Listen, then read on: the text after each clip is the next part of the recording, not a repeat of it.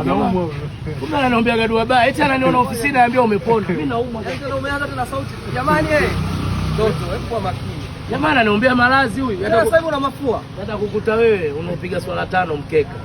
Mimi mtu akijiti ajikuta. Nasikia kuuliza umepona? Baki gafa. Unajua siponaga ofisini ajua mimi nina matatizo. Kumbe mimi nina maisha mengine huko nalimisha watu Bagamoyo. Wewe unajua una akili. Kwa hiyo alikuuliza kama unaumwa. Sasa mimi nitaganda hapa mkatamjua mtu mchawi na rombaya kikorosho.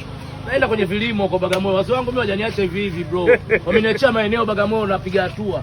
Ndio napima. Tofauti naye watu wagombane ndio wanunue hapa. Yaani hela yake inagombanisha watu wa mwachiari.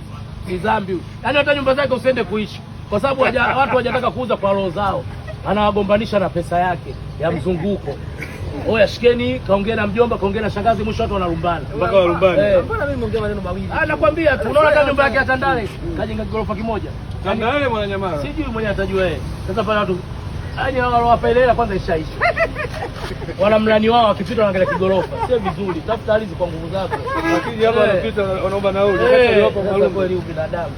Mimi mwenyewe ananiombea dua, kaiona hii gari yangu mpya kachanganyikiwa. Aamini. Na sio gari tunakuuliza Bwana salama, kwema. Karibu bwana. Isa kafungua kwa chama godoro njoo muungishe. Madalali wengi mlala magesi. Haya. Nauza hii milioni 70 kwa mteja. Sawa mdogo wangu. Tafutie mteja milioni 70. Madalali na magesi. Usipata hapo 20 unaomba msamaha. Mimi nitamwomba msamaha wewe, mimi naongea vitu fast. Madalali watu wanakaa magesi. Wewe mwenyewe umeanza kukaa kwa mtu. Sasa si bora hizo ulikuwa unakaa gesi. Wewe ulikuwa unakaa kwa mtu.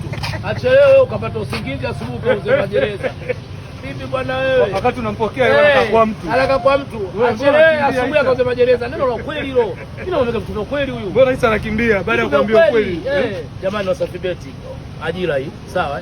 Hii ajira.